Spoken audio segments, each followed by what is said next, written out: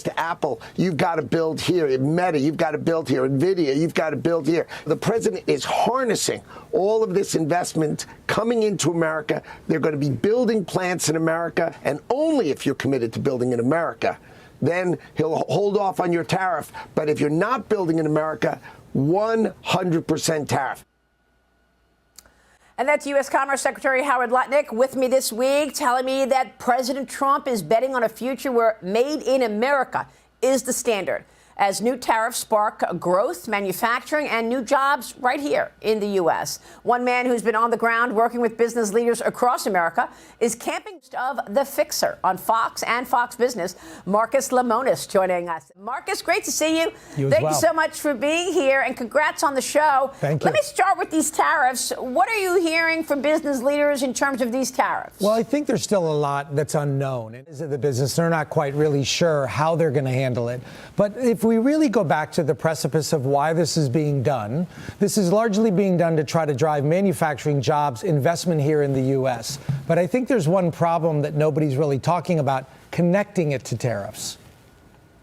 And I think the domestic player be that, in fact, it's more of a level playing field, right? Where they're not seeing international competitors dumping products in the U.S. at cheaper levels. Well, that's 100% right, Maria, but I want to issue, and I don't want to jump over the tariff piece.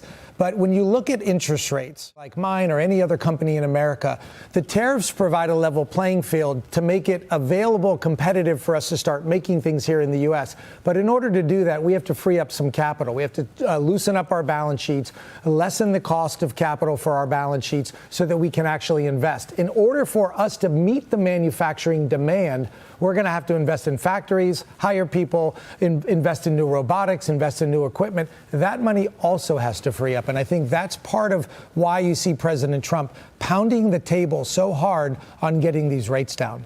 Great point. Now, Marcus, you recently launched a new show on Fox called The Fixer, and you use something called the 3P strategy to boost small business. Tell us what the 3P strategy is. Yeah, the 3P strategy isn't just for small business. It's a very simple, elementary way to think about companies.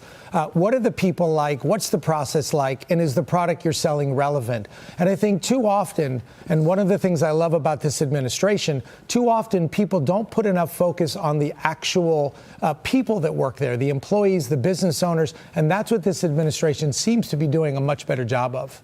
And do you have a favorite moment of the show so far as you meet all of these new entrepreneurs? Well, Maria, you and I have known each other for a long time, and one of the things that you have always commented to me about is my directness and my candidness. And when you look at the overall economy, there's no time for nonsense. I think my favorite part is just delivering cold, hard truth to these businesses so that they can succeed, so they can survive, and more importantly, they can make some money.